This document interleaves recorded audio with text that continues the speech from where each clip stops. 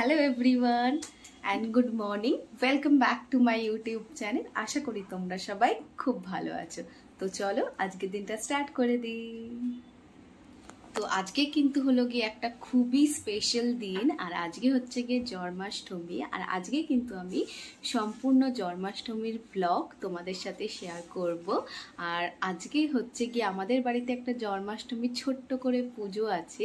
আমাদের বাড়িতে যেহেতু রাধা কৃষ্ণ রয়েছে, তো আমরা কিন্তু একটা সুন্দর করে একটা পুজোর আয়োজন করেছি, আর পুরো ব্লগটাই কিন্তু আজকে আমি তোমাদের সাথে শেয়ার করব। তো দেখতে থাকো। এই হচ্ছে গিয়ে আমাদের ঠাকুর ঘর, তোমাদের সাথে তো আমি আগে শেয়ারই করেছি।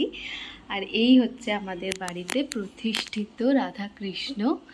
আর আমাদের কিন্তু আয়োজন শুরুও হয়ে গেছে, তোমরা দেখতেই পাচ্ছ সব জিনিসপত্র আমরা কিনে রেখেছি।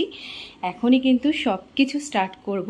আর প্রথমেই কিন্তু স্টার্ট করব হচ্ছে ভোগ দিয়ে। তো এখন কিন্তু ভোগের রান্না বান্না কিন্তু আমরা স্টার্ট করে দিচ্ছি, আর দেখা যাক কতক্ষণে কি করতে পারি। তো খুবই দেরি হয়ে গেছে, তো চলো স্টার্ট করে ফেলি। তো ভোগের মধ্যে সবার প্রথমে বানাচ্ছি হচ্ছে গিয়ে পায়েস, তারপরে কিন্তু সব এক এক করে বানাবো। তো চলো শুরু করে ফেলি।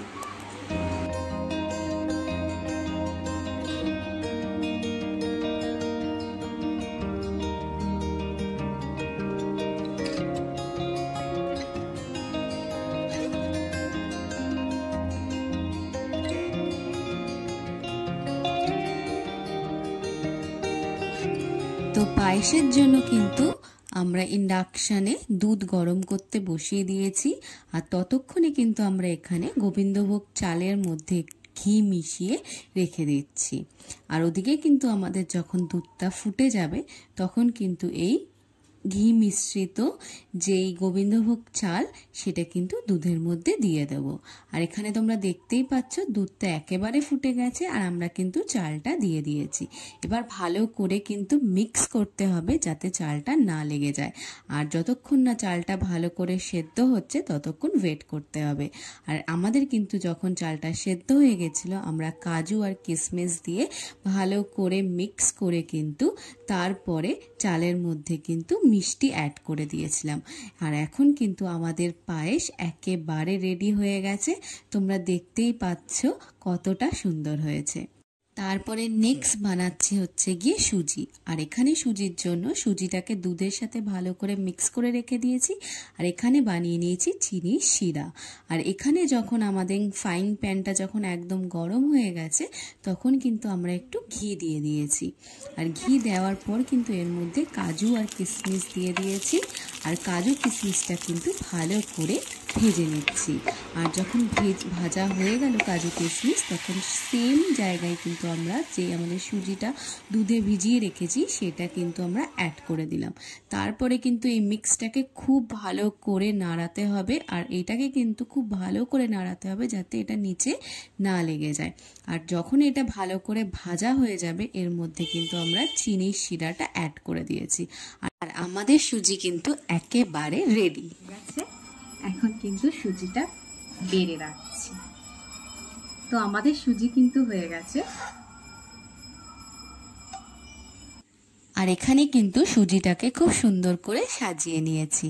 তো নেক্সট করছি হচ্ছে গিয়ে 5 রকম ভাজা, তাই জন্য কিন্তু 5 রকম ভাজা কিন্তু কেটে নেওয়া হচ্ছে। এখানে কিন্তু আমার মা 5 রকম ভাজা কেটে নিচ্ছে। আর 5 রকম ভাজার মধ্যে করেছি আলু ভাজা, বিনস ভাজা, গাজর ভাজা, কাঁকরোল ভাজা আর বেগুন ভাজা। তো এখন কিন্তু কাটা হয়ে গেলেই কিন্তু আমরা এটাকে ভালো করে ম্যারিনেট করে দেব নুন আর হলুদ দিয়ে, তারপরে কিন্তু ভেজে নেব। তো চলো।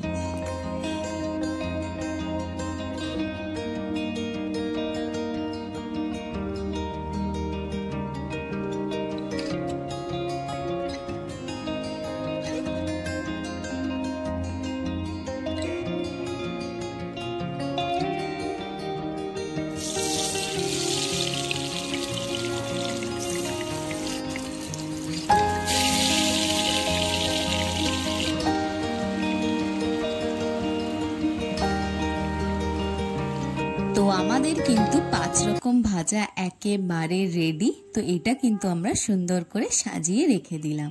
তো এখন নেক্সট বানাচ্ছি হচ্ছে গিয়ে আলুর দম।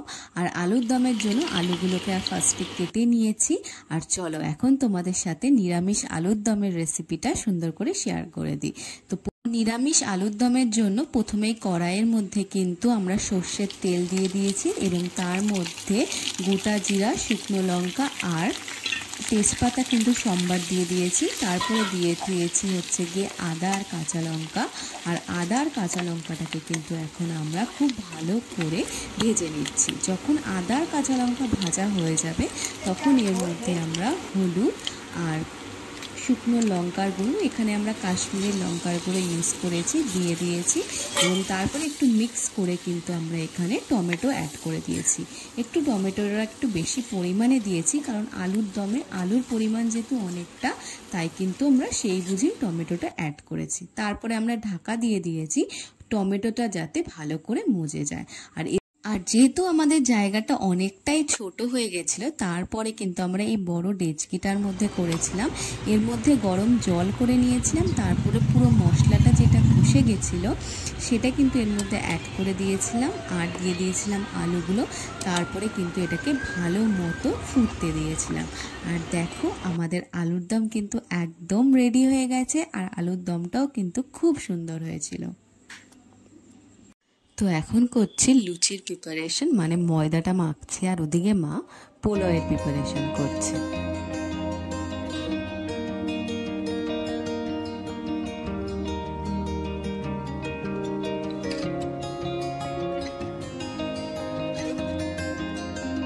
তো এখন চলে এসেছি আমি ডেকোরেশনের কাজ করতে, কারণ কিন্তু বিকেল হয়ে গেছে আর এখন কিন্তু ডেকোরেশনের কাজ শুরু না করলে শেষ করতে পারবো না।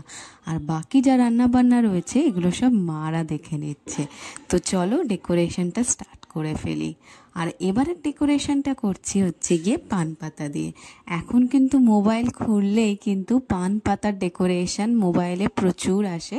তো এবার আমারও ইচ্ছা হলো এবার একটুখানি পান পাতা দিয়ে ডেকোরেট করি। তো আমরা প্রত্যেকটা পান পাতার মধ্যে স্বস্তিক এঁকে তারপরে কিন্তু আমি পুরো ডেকোরেশনটা কমপ্লিট করেছি। আর তোমরা কিন্তু দেখে বলো পুরো ডেকোরেশনটা কেমন হচ্ছে আর ফাইনাল লুকটাই বা কেমন হচ্ছে।